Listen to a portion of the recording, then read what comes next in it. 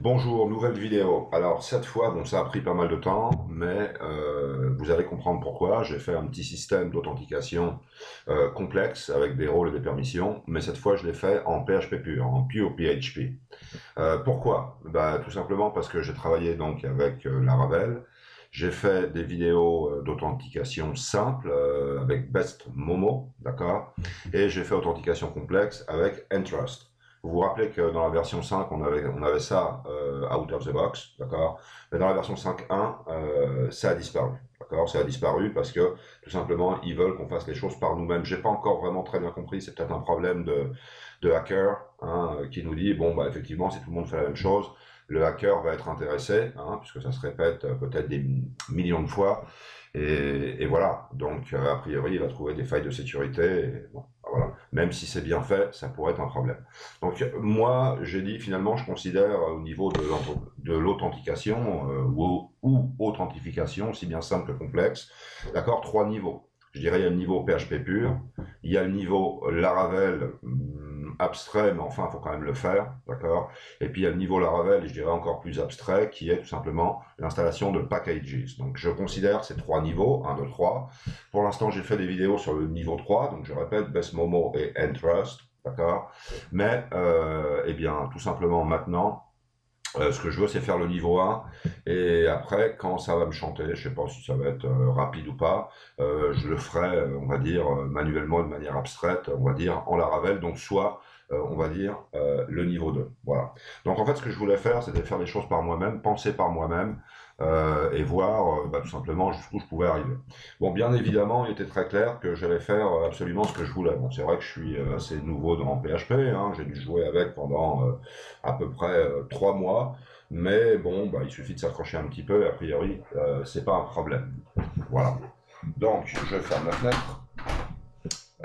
Donc voilà. Alors, je vais vous montrer un petit peu comment ça marche. La première chose, voilà. Donc là, je me mets sur localhost, tout simplement. Bien évidemment, ça ne marche pas parce que ce que j'ai fait s'appelle authentification. Regardez bien, c'est ici. Et ça se trouve tout simplement dans htdocs, qui évidemment se trouve dans XAMPP. Hein. Donc ça veut dire que, tout simplement, pour accéder à ça, eh bien, il faut que je lance XAMPP. Donc je lance XAMPP. Bon, c'est histoire de vous montrer un petit peu tout le processus. Je mets en marche Apache, je mets en marche MySQL, PHP aussi est en marche. D'accord. Et puis voilà. Donc ça, pour l'instant, bah, je vais fermer. Okay. Je relance le localhost, d'accord, qui va aller directement sur le dashboard, la page principale, on va dire, de l'exemple. Maintenant, je me mets sur Authentication. Et voilà ce que j'ai au départ. D'accord. Alors, bah, tout simplement, j'ai mis identifier en mot de passe. Donc, c'est, on va dire, un écran de login, hein, pur et dur, très simple. Donc, avec deux champs, identifier en mot de passe. Normalement, on dit nom mot de passe ou email mot de passe. Alors, moi, j'ai gardé ça le plus simple possible. Comme je le fais en PHP pur, bah, évidemment, il faut que je pense expression régulière. Il faut que je pense validation côté client puis validation côté serveur, d'accord. Et donc voilà, j'ai voulu maintenir mes expressions régulières finalement assez simples, ok. Et dans ce cas-là, bah, j'ai dit c'est même pas la peine de mettre un email, moi je préfère un identifiant. Voilà. Donc j'ai donné un accès administrateur qui s'appelle admin. Alors attention, ça pourrait être Robert. Mais moi j'ai préféré admin pour pouvoir rentrer là-dedans. Et quand on est admin, a priori, on peut faire tout ce qu'on veut. Et donc je vais vous montrer ce qu'on a. Voilà. Donc je clique ici et j'arrive là-dessus. Alors, attendez, je vais me remettre derrière quand même pour vous montrer que bah, si je mets rien, il me dit oula, il manque quelque chose. D'accord. Là, remarquez bien les 3 points. C'est ce que je mets dans mes messages d'erreur, d'accord, pour démontrer que c'est une validation côté client et pas côté serveur. D'accord. Voilà, donc là, si je mets quelque chose, bien évidemment, il va me dire oui, mais là, j'ai pas quelque chose, j'ai quelque chose au niveau de l'identifiant, mais pas du mot de passe. Et si je le fais à l'envers aussi, bah, il me dira le contraire, c'est évident. Et si je mets n'importe quoi, il va me dire attention, cet utilisateur n'existe pas dans notre base de données. Parce qu'évidemment, on a une base de données MySQL sous-jacente. Donc, il faut que je mette admin. Alors, imaginez par exemple que je mette admin et je mets admin 2, par exemple. Bon, bah, de la même manière, ça ne marchera pas. Maintenant, j'enlève ce 2, je vais avoir admin et normalement, je devrais rentrer sans problème. Clac. Et automatiquement, je suis rentré. Donc, qu'est-ce qu'on a là-dedans? On a, regardez bien sur la partie gauche, bon, regardez, je vais vous lire un petit peu ça. La partie administration du site vous permet d'agir de manière dynamique sur certaines ressources du site. Si vous êtes administrateur, vous avez le droit de lecture et d'écriture sur toutes les ressources dynamiques du site. Si vous êtes un autre type d'utilisateur admin, vous avez droit de lecture et d'écriture sur un nombre limité de ressources qui vous auront été assignées. Donc, tout utilisateur non admin est désigné par l'administrateur du site. Ces droits de lecture et d'écriture sont aussi assignés par l'administrateur. D'accord? Donc, dans le menu gauche, vous accéderez aux ressources qui vous ont été attribuées et auxquelles vous avez accès. D'accord?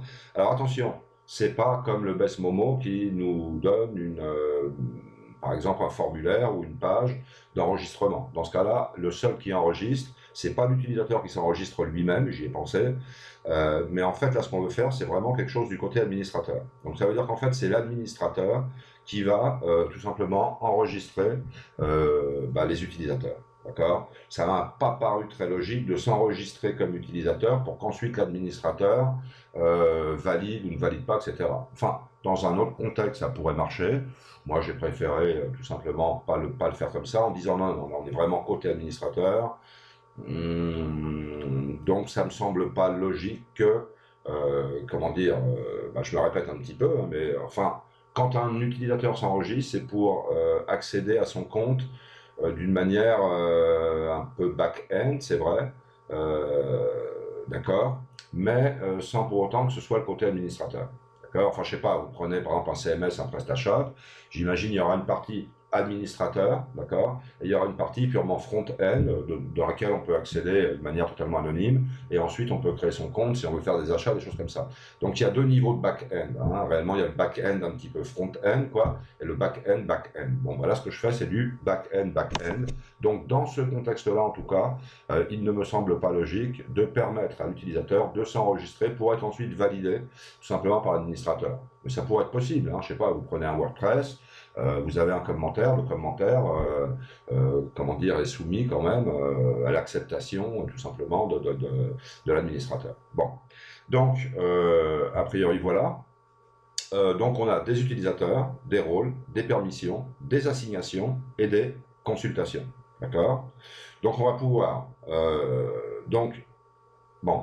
après, j'expliquerai un petit peu les tables. On va pouvoir lire et écrire, et l'écriture, ça va être ajouter, modifier, éliminer, des utilisateurs, mais aussi des rôles, et aussi des permissions. D'accord? Une fois qu'on aura utilisateur, rôle et permissions, c'est-à-dire qu'on aura tous les outils en main pour pouvoir faire des assignations et assigner des rôles à utilisateur et des permissions à rôle, d'accord? A priori, on le fera. Et ensuite, on pourra tout simplement, consulter un petit peu le résultat de tout ça, et bien sûr, voir le résultat. Donc c'est quelque chose que j'ai fait, c'est un petit peu réflexif, ça va un petit peu sur soi-même, c'est un petit peu récursif, d'accord?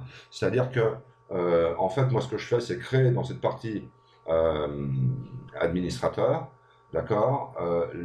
Donc différents utilisateurs, rôles, permissions et assignations qui donnent accès à ce qu'on a ici, quoi, tout simplement, d'accord? Donc j'aurais pu rajouter ici des options, et puis évidemment, en fonction de ce qu'on a défini par ici, on accéderait ou pas à ça. Mais là, c'est ici, on va déterminer certaines choses, tout simplement, on va les assigner, on va les référencer, etc., etc., d'accord? Et c'est ce qui nous permettra de travailler, là-dessus. Donc je pense que pour la première vidéo, c'est suffisant, et on va continuer la série, donc à tout de suite.